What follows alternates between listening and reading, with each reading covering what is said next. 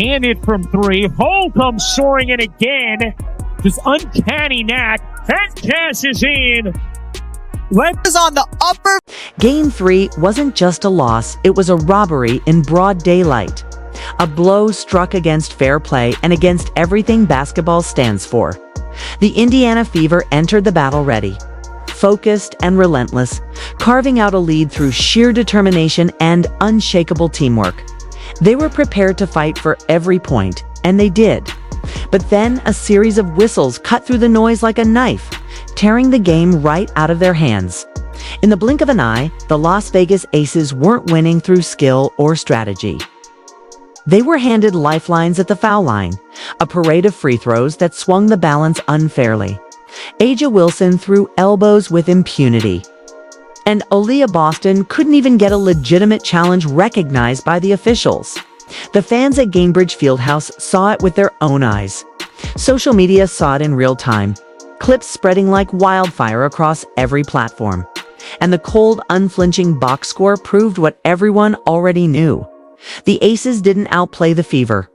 They were handed that win by the stripes. What's worse, the night that should have been about Lexie Hull's gritty, career-defining performance was stolen from her, buried beneath controversy and outrage. The injustice wasn't subtle, it was loud, it was obvious, and it left everyone questioning the integrity of the game.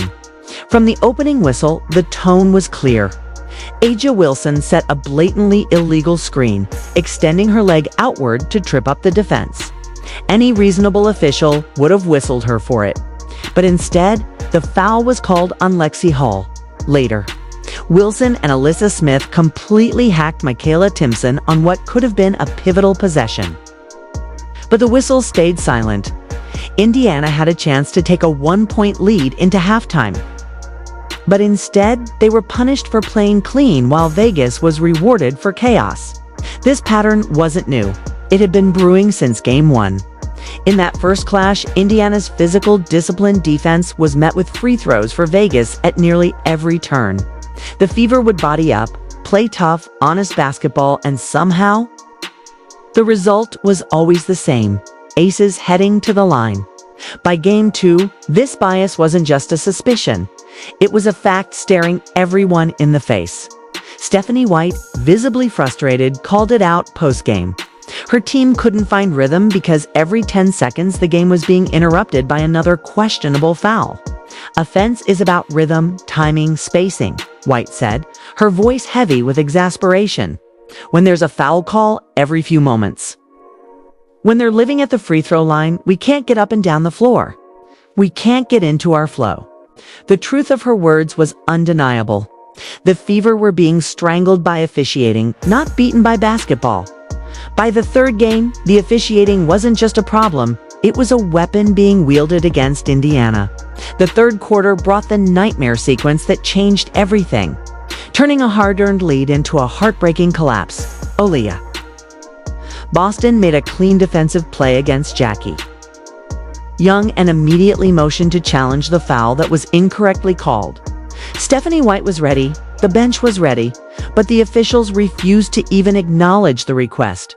Seconds later, Chelsea Gray buried a dagger three-pointer. And just like that, the crowd's roaring energy turned into stunned disbelief.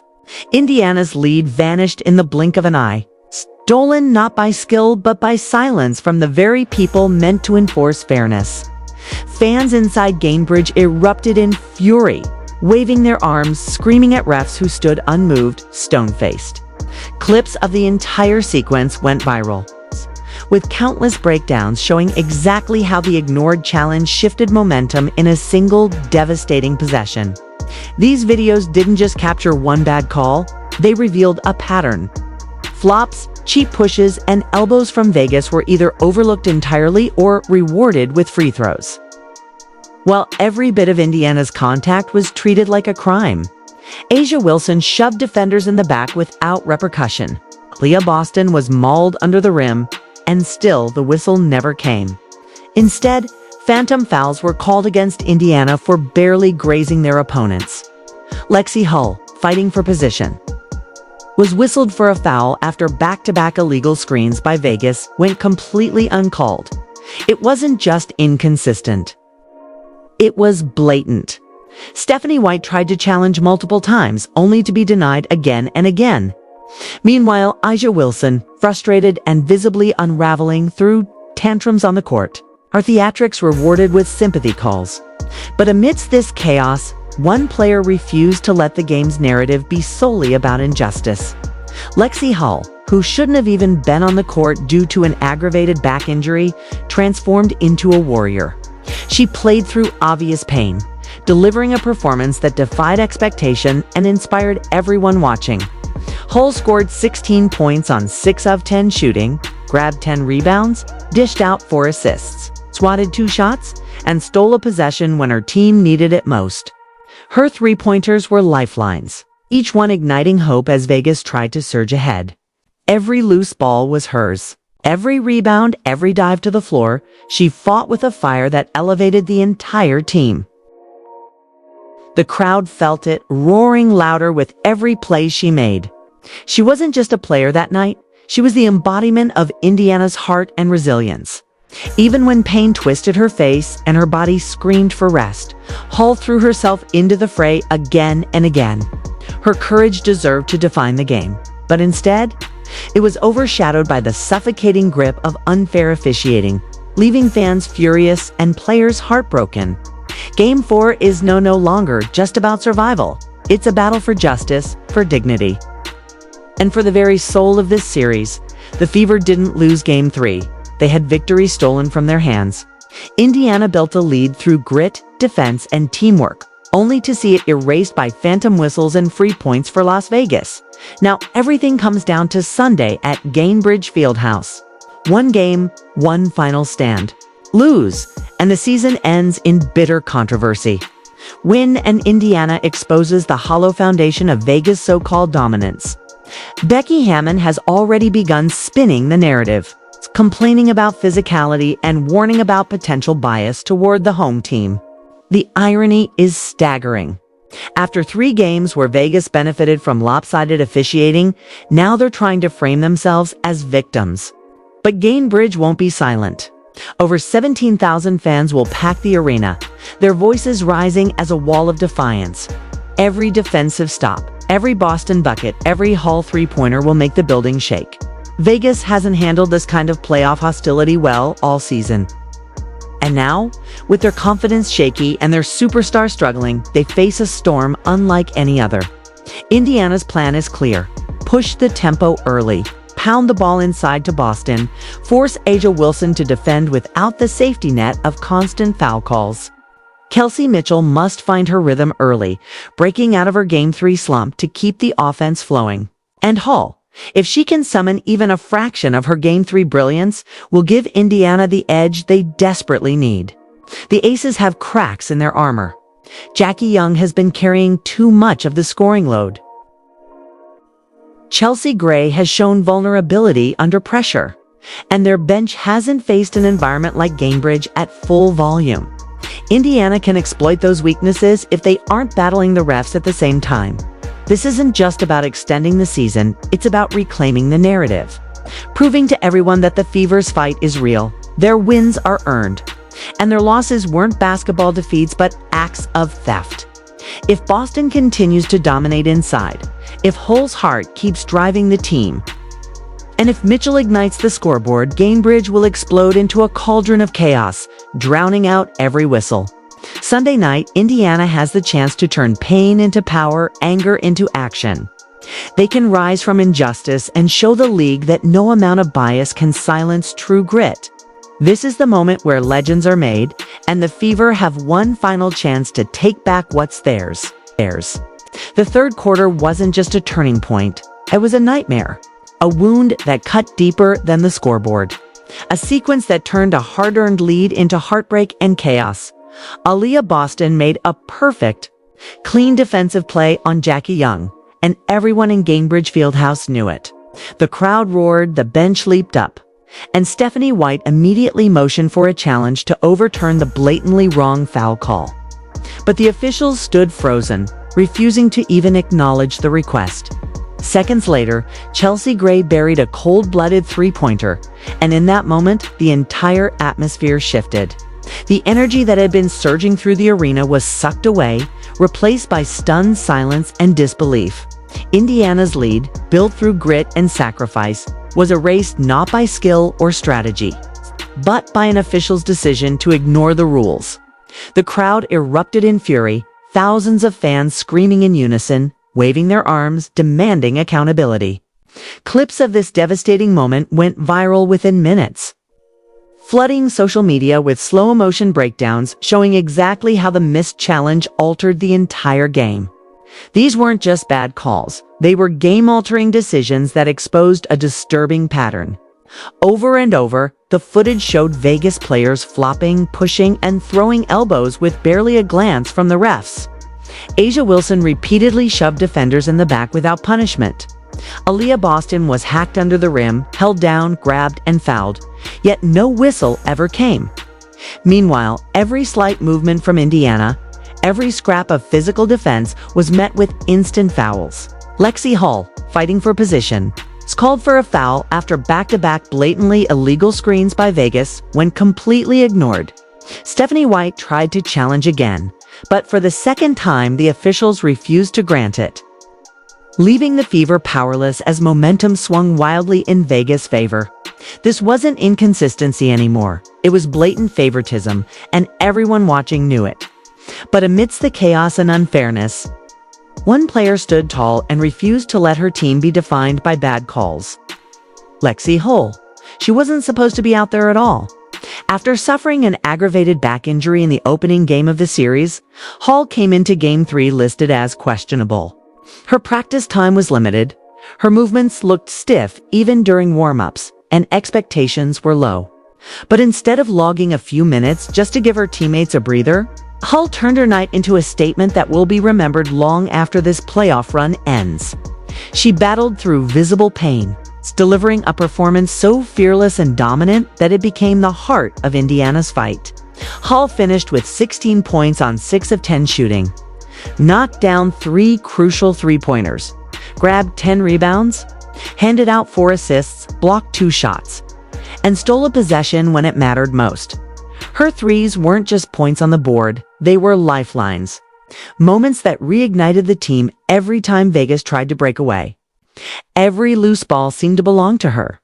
Every rebound was a war, and she fought with reckless abandon, throwing her body to the floor to keep plays alive. There were times when the camera caught her face twisted with agony. Yet she kept going, driven by something deeper than just the game. She was a fighter, a leader, and the embodiment of the Fever's resilience. Fans felt it too. Every time Hull made a play, the crowd's energy surged, their cheers shaking the arena like thunder. Even when Vegas was gifted free throws, even when whistles tried to silence Indiana, Hull's hustle reignited belief. She was the heartbeat of the team, proving that heart and determination can shine brighter than unfairness and controversy. Lexie Hull's performance wasn't just inspiring, it was a symbol of defiance. A declaration that the Fever wouldn't bow down no matter how stacked the odds. And that's what makes the outcome so infuriating, because Lexie Hull's heroics deserved to define Game 3. Not the whistles that decided it. Her courage and sacrifice should have been the headline. A story of triumph and grit that every basketball fan could celebrate. Instead, her performance was buried under a mountain of bad calls, phantom fouls, and officiating so one-sided it bordered on scandalous. While Hull was playing through pain and giving everything she had, the Aces were gifted opportunity after opportunity. A'ja Wilson, Vegas superstar, was visibly frustrated all night, going nearly 3 full quarters without hitting a basket. She opened the game with a confident three-pointer but then missed 11 straight shots, finishing just 6 for 20 from the field. An abysmal performance for an MVP candidate. Aaliyah Boston's defense was suffocating, forcing Wilson into awkward, contested fadeaways and taking away her signature power moves inside the paint. Yet, despite Wilson's struggles, Vegas didn't need her to dominate because the whistles kept bailing them out. Jackie Young carried the scoring load with 25 points. Chelsea Gray added 15, and together they rode the wave of officiating straight to victory. Stephanie White and the Fever knew they weren't just fighting the aces, they were fighting the officials too. Every possession felt like a battle on two fronts. Every call another obstacle to overcome. And while Hull's performance kept Indiana alive, it couldn't undo the damage of a system tilted against them. The final minutes weren't basketball. They were a painful reminder that sometimes, no matter how hard you fight, the game can be stolen right out of your hands. Right out of your hands.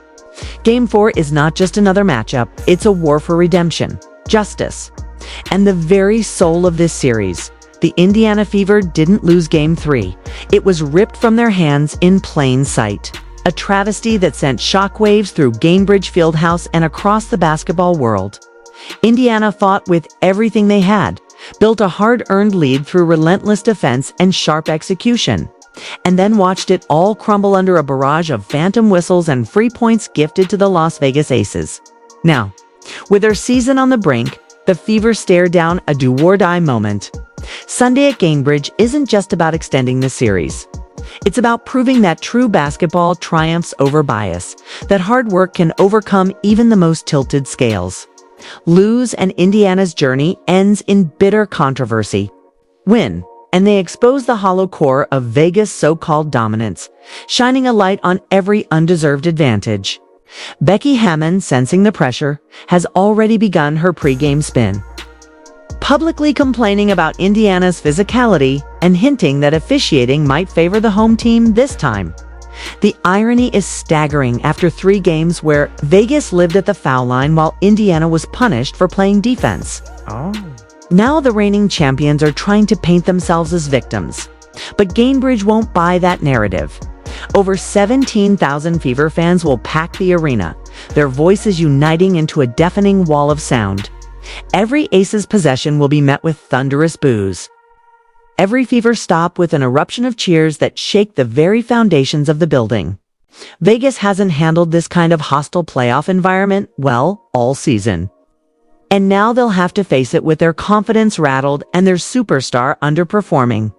The stage is set for the Fever to turn pain into power and deliver the statement win they've been denied.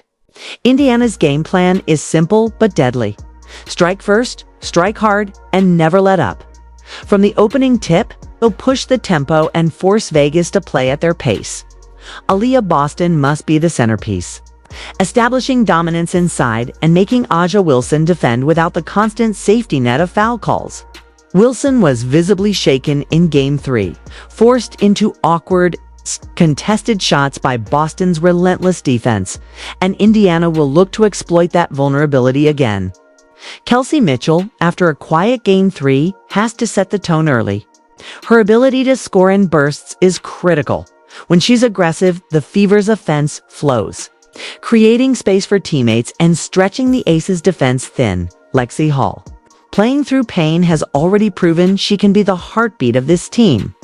Her hustle, defense, and timely shooting in Game 3 electrified the crowd and inspired her teammates. If she can replicate even a fraction of that performance, Indiana gains a weapon Vegas can't prepare for. On the other side, the Aces are showing cracks. Jackie Young has carried too heavy a load. Chelsea Gray has been steady but unspectacular. And their bench has yet to be truly tested in an environment as intense as Gainbridge. Without a dominant Wilson to rely on, Vegas looks vulnerable, especially if the whistles don't come to their rescue. Indiana's job is to expose those weaknesses, to attack relentlessly, and to remind the Aces what it feels like to truly earn every point. This game isn't just about basketball. It's about proving that skill and heart matter more than favoritism and free throws. Sunday night is about more than survival. It's about reversing the narrative and claiming what was stolen. Game 3 wasn't basketball. It was interference, a performance ruined by officials who tipped the scales. But Game 4 is Indiana's chance to seize control.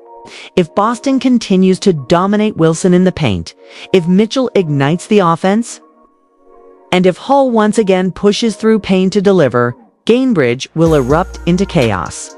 The crowd will be a weapon, a living, breathing force driving the Fever forward and breaking Vegas' composure. Becky Hammon's pregame complaints won't matter when 17,000 voices rise in unison, drowning out every whistle. For 3 games, the Aces have been protected, their path smoothed by favorable calls.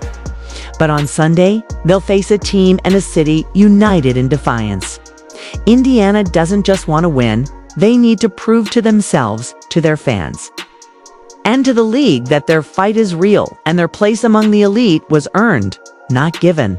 Vegas may be 2-time defending champions, but that title means nothing if it's built on shaky foundations. This game is Indiana's chance to expose the truth. When the final buzzer sounds, the Fever can do more than force a Game 5. They can take back their dignity, their pride, and their future.